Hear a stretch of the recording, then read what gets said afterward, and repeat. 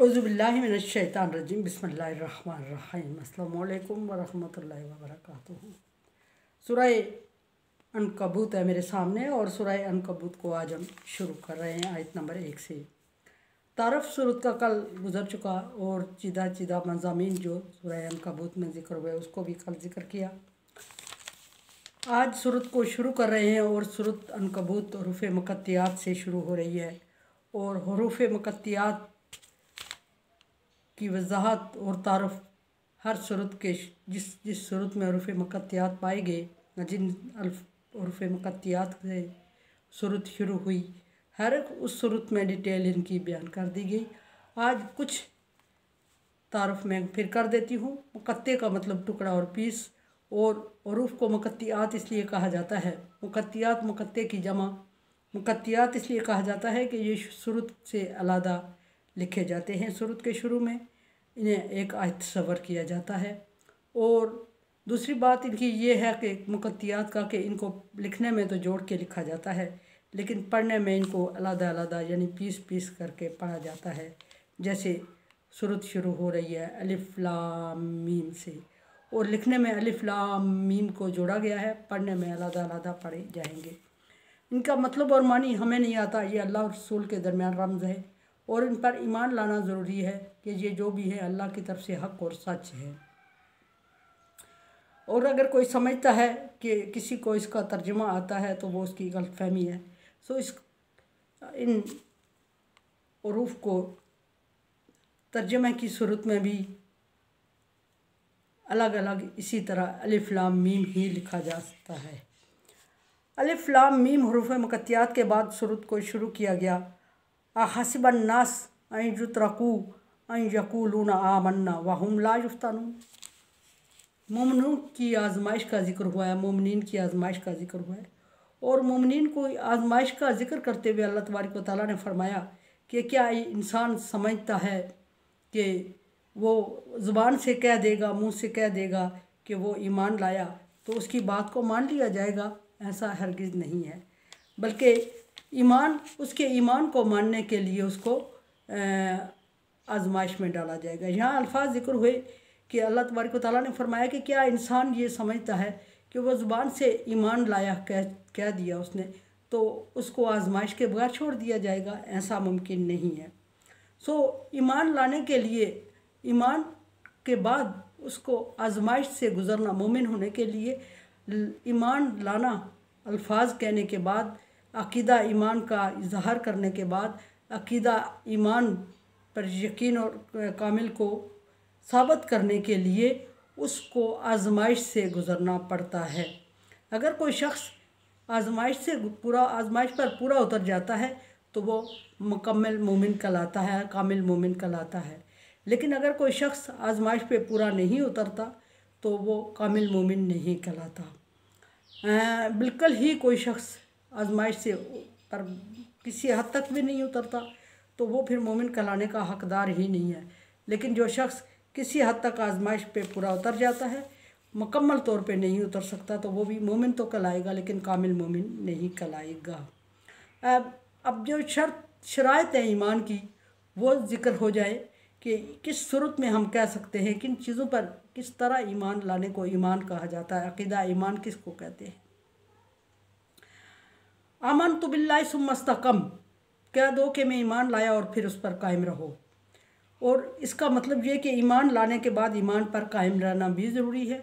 अब ईमान है क्या चीज़ जिस पर कायम रहना ज़रूरी है? आमनतु बिल्लाहि व मलाइकतिहि व कुतुबिहि व रसूलिहि वल यौमिल आखिरि वल क़द्रि खैरिहि व शर्रिहि मिनल्लाहि तआला वल बाअसि बअदल मौत। ईमान का मतलब यह है कि कोई शख्स ये कहे, ये यकीन रखे, ये अक़ीदा रखे और ज़ुबान से भी कहे कि मैं अल्लाह पर ईमान लाया और मलाइका, उसके फ़रिश्तों पर ईमान लाया। इसकी डिटेल पिछली किसी बात में वजाहत से गुज़र चुकी है। अल्लाह पर ईमान लाना, अल्लाह को वहदहु ला शरीक समझना, फ़रिश्तों पर ईमान लाना, फ़रिश्तों को अल्लाह की मखलूक समझना, नूरी मखलूक, और हर वक्त वो उसकी इबादत कर रहे हैं। कुतुबिही, कुरान पाक और इससे पिछली नाज़िल करदा इल्हामी किताबों को पर यकीन रखना। इल्हामी किताबें कुरान पाक से अलावा जो है वो मौजूदा सूरत में जो है वो पूरी मुकम्मल इलामी नहीं है, बल्कि जिस सूरत में वो नाज़िल हुई थी उनको इलामी समझना, रसूल ही नबी सल्लल्लाहु अलैहि वसल्लम पर और आपसे पहले महबूस किए गए पैगम्बरों पर ईमान लाना, यौमिल आखिरी और क़यामत के दिन को, आखिरत के दिन को मानना। आखिरत से दिन से मुराद क़यामत का बर्पा होना तो हर कोई मानता है। हिसाब किताब पर यकीन रखना और उसके बाद नई ज़िंदगी का आगाज़ होना, वो आखिरत की ज़िंदगी है, उस पर यकीन रखना। क़द्र खैरिही व शर्रिही, अच्छी और बुरी तकदीर पर यकीन रखना।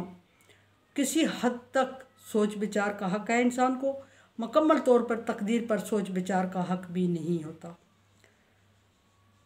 अमन तो बिल्लाह कमा, अब इसको एंड करते हैं। ईमान की तारीफ़ गुज़र चुकी। अब ये कि मोमिन के लिए आजमाइश पर पूरा उतरना भी शर्त है, तभी मोमिन कहलाता है। इन तमाम सिफ़ात का पाया जाना मोमिन कहलाता है। कम व बेश अगर किसी में कम पाई जाती है तो ईमान कमज़ोर है उसका, लेकिन मुकम्मल ख़त्म नहीं होता है। अगर मुकम्मल नहीं, कोई भी शर्त नहीं पाई जाती, इसमें कोई भी अकीदा उसका एक भी नहीं है, तो वो ईमान से खारिज होता है। लेकिन अगर कोई एक अकीदा कम है या ज़्यादा होता है तो उसका ईमान मुकम्मल नहीं होता। और उसके बाद ईमान की यहाँ शर्त का जिक्र है कि आजमाइश शर्त है, और आजमाइश किसी भी किस्म की हो सकती है। अल्लाह तबारक व तआला की तरफ से आजमाइश की जाएगी। अल्लाह फरमाता है कि वलानबलुवन्नकुम बिखौफिन शय्इन नक्सिम मिनल अम्वाल अनफुस वस्समरात व बशिरिस साबिरीन, के मोमिनों के लिए तो ज़रूर आजमाया जाएगा खौफ से, जानों और मालों के नुकसान से, माल दौलत के नुकसान से। और जो इन सारी शराइत पर पूरा उतर जाएगा वो मोमिन कहलाएगा। इन तमाम शराइत पर पूरा उतरने वाला मोमिन, इन तमाम आजमाइश पर पूरा उतरने वाला मोमिन कहलाएगा। और डेफिनेटली अगर शराइत पर पूरा उतर जाएगा तो अल्लाह तबारक व तआला की तरफ से, अल्लाह तबारक व तआला की तरफ से उसको इनाम से भी नवाजा जाएगा। और इनाम क्या होगा उसका अल्लाह तबारक व तआला ने इस आयत में ज़िक्र फरमाया, बशिर साबिरीन, खुशखबरी है साबर रहने वालों, साबित कदम रहने वालों और आजमाइश पर पूरा उतरने वालों के लिए। अब खुशखबरी क्या है, ये अल्लाह तबारक व तआला अपने मोमिन बंदों को उस वक्त बताएगा जिस वक्त अल्लाह तबारक व तआला मोमिन को आजमा देगा। ये खुशखबरी दुनिया में आसाइश, आसूदगी, खुशहाली और बाइज़्ज़त ज़िंदगी भी हो सकती है, होगी डेफिनेटली दुनिया में भी। और आखिरत में जो खुशखबरी है वो जन्नत का आला मकाम इंसान को उसके लिए अनायत किया जाएगा, और वो उसके मोमिन होने के इनाम में अल्लाह तबारक व तआला उसे अता फरमाएंगे। और अनसमझे देखे समझिए और सब्सक्राइब करें और सदका जारिया में मेरा साथ दें। अल्लाह तबारक व तआला का हुक्म तावन अला बिर्रि व तक़वा, नेकी और भलाई के कामों में एक दूसरे से तावन करें। सो चैनल को सब्सक्राइब और शेयर करके तावन करें। अल्लाह हाफिज़।